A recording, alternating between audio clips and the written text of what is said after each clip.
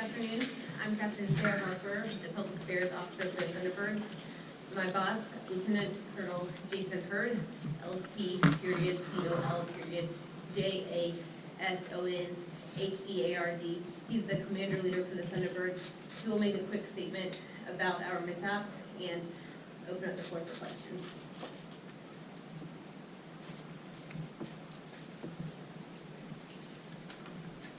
Well, thank you very much. The United States Air Force Thunderbirds were conducting a single-ship familiarization flight Friday, June 23rd, 2017. Upon landing, there was a mishap at the Dayton International Airport with our F-16B Fighting Falcon at approximately 12:20 p.m. The plane sustained damage, and the pilot and his passenger, a tactical aircraft maintainer, were taken to a local hospital where they are receiving care and currently in good condition. More details will be released following an aircraft investigation and safety board. And right now, our first priority is obviously taking care of our Thunderbirds and ensuring future safety. I was on scene throughout the recovery effort, and I will say that from the Thunderbirds that were on scene, to the crash recovery folks that came from Warner Robins, to the fire department here at Dayton International Airport, to the medical folks, it was a tremendous effort. Very, very impressed and grateful that they were able to extract our two Thunderbirds and make sure that they got to the hospital safely. We're very thankful that they're in good condition. Can you tell us what kind of injuries they have, the extent of their injuries? So I can. They have injuries that are not life-threatening. Right now, I expect that the backseater had no visible injuries, and I think that he's going to be doing just fine. And we'll get him fully checked out by medical folks to make sure that that's the case.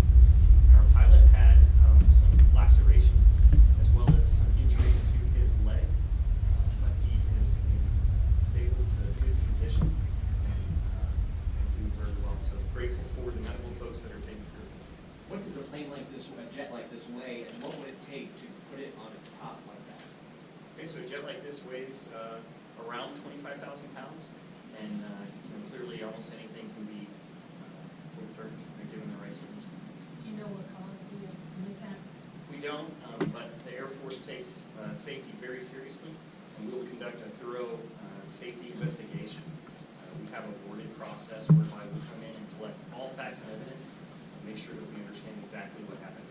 How much experience did that pilot have? That pilot had a lot of experience, so I do not have the numbers with me right now. I apologize. What were the conditions at the time of the landing? 1 second. So as far as the results of that board, that will be made public. So the public will receive the entire results for that safety board so that they can understand exactly what happened with this Air Force airplane today. As far as, you said how many hours, the pilot was a very experienced fighter pilot. He has approximately 1,600 hours is what I'd say, and obviously quite a bit of combat experience as well, so it's great to know. Can we get his name and the passenger's name? Sure. The pilot was Captain Eric Gonzalez, and the passenger's name was Tech Sergeant Kenneth Cordova. Is that number 7? That's number 8. Number 8 is our advanced pilot and narrator. He has a lot of important duties for the team. He arrives to the show before the rest of us arrive and makes sure that, along with his advanced crew chief, that the show site is ready for all of the equipment that we need to sustain the airplanes that we bring in, and that we're ready to conduct the mission there. And then also as an advanced pilot, he conducts familiarization flights like the one today, where we'll take teammates airborne in order to make sure that they fully understand the mission and can explain it to the public as they engage. And he also will fly me. Will you guys be flying tomorrow?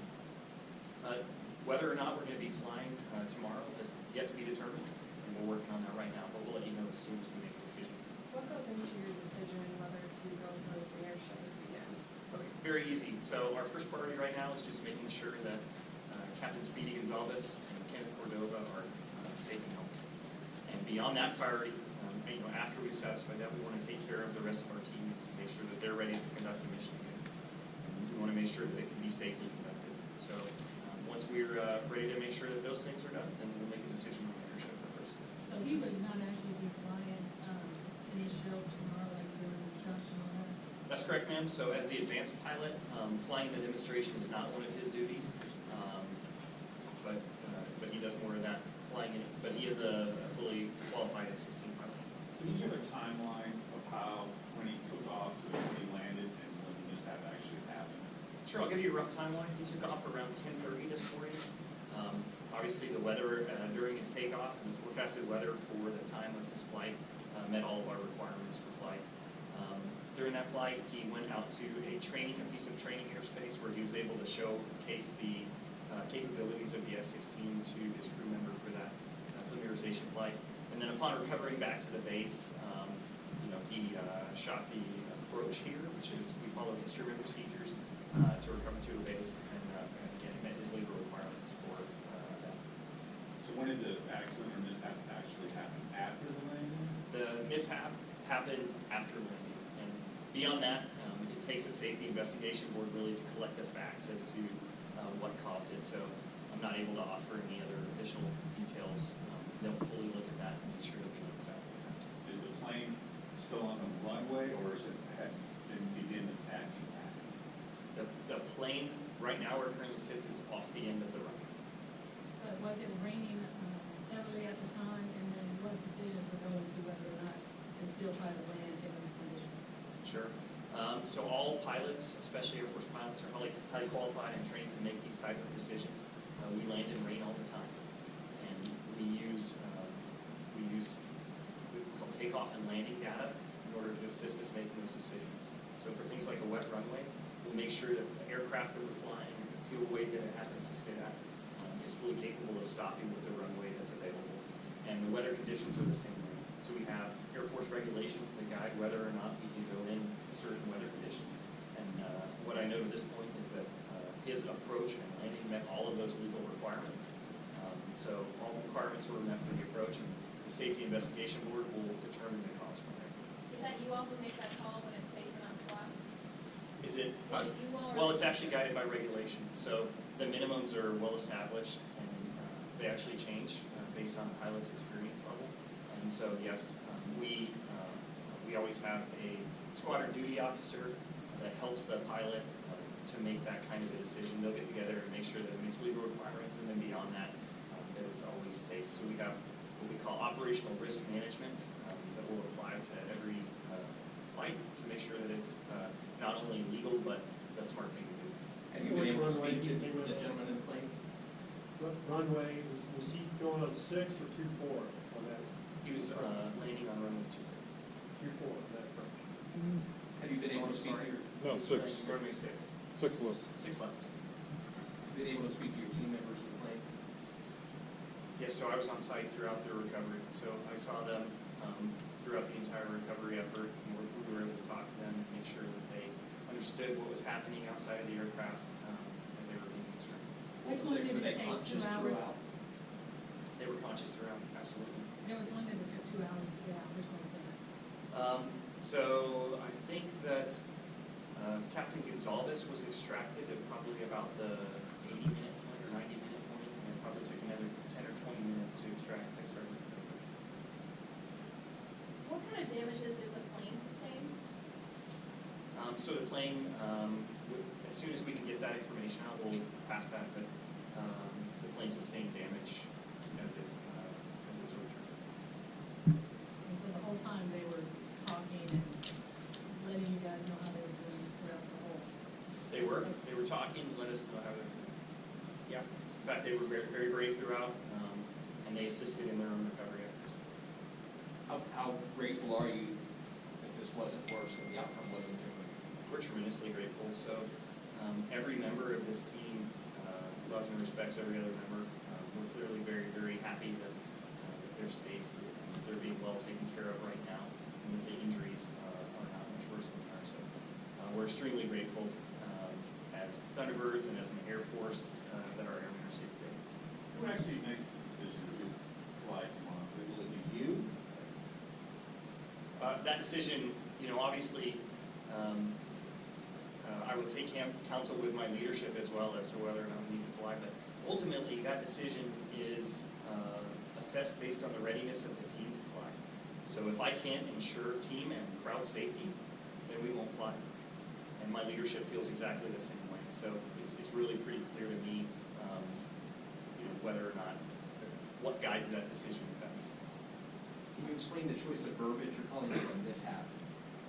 Sure. Was it a crash? Was it an accident? Yeah, we call them a mishap, so we call all crashes or accidents mishaps. So, it helps guide it, and then through the process of the safety investigation and the accident boards, we're able to determine exactly what the root cause is for those things.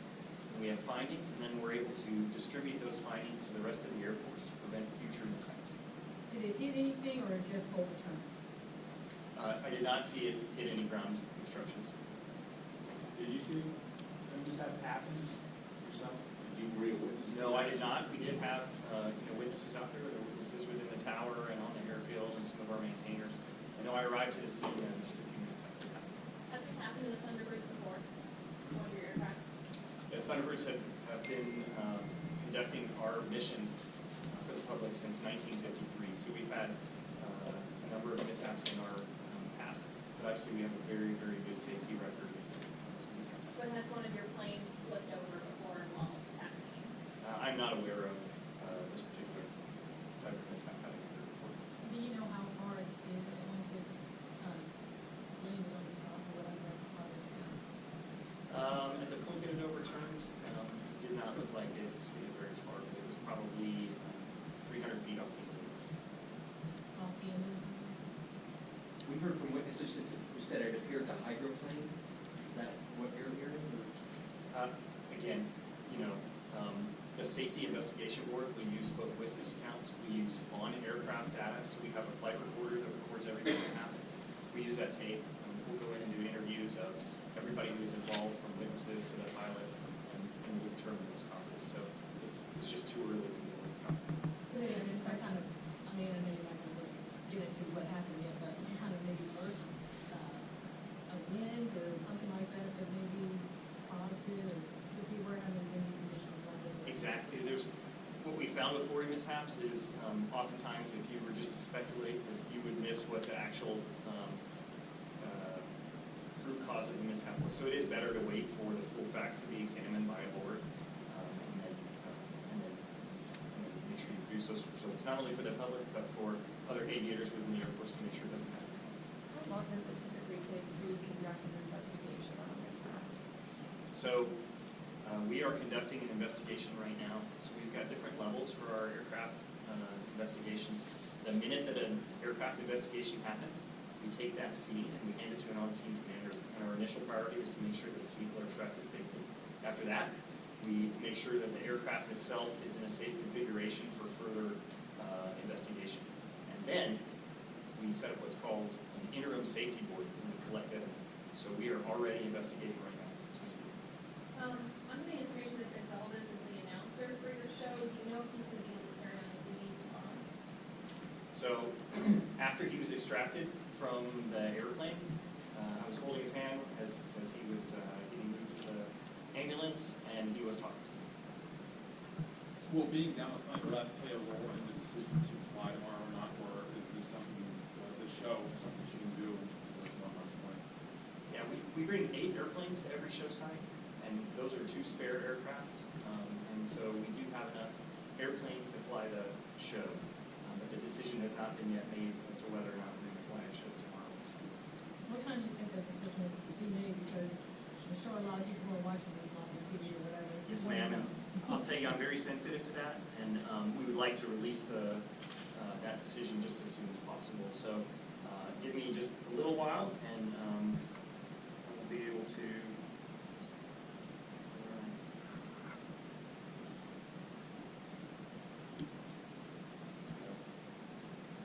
So I am actually able to release this right now. So we will not fly tomorrow.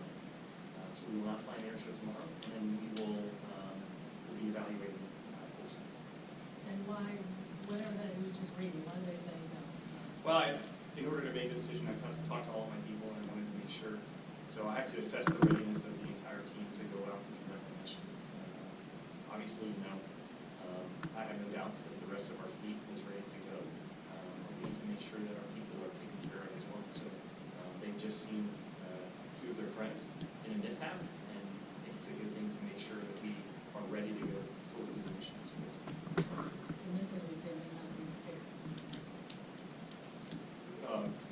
number of factors that might go into a decision like that, as you can imagine.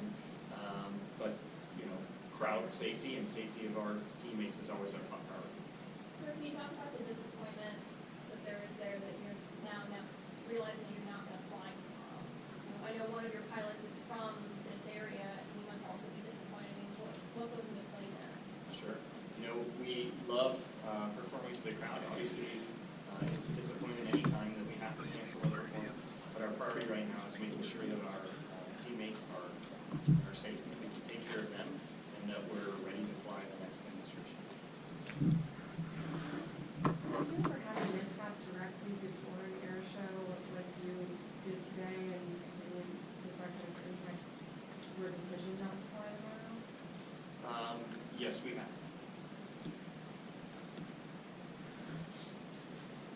Any questions I might answer? When was the last time you guys had canceled a show? We had to cancel the show last Sunday before. We were worried about crowd safety and didn't want to keep the crowd there. Anything else you want to say, you and Anna? Thank you very much for the opportunity to talk about our teammates and let you know that they are okay. I know that there's probably people out there that were just as concerned as us, and it really is great to know that our teammates are safe after this mishap, and we're expecting a full recovery. So thank you very much. Could we get the spelling of those names? Sure. I'll have number 12 come forward. Okay.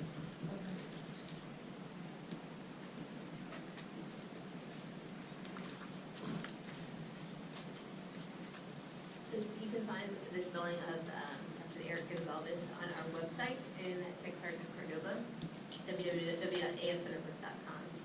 But it's ERIKGON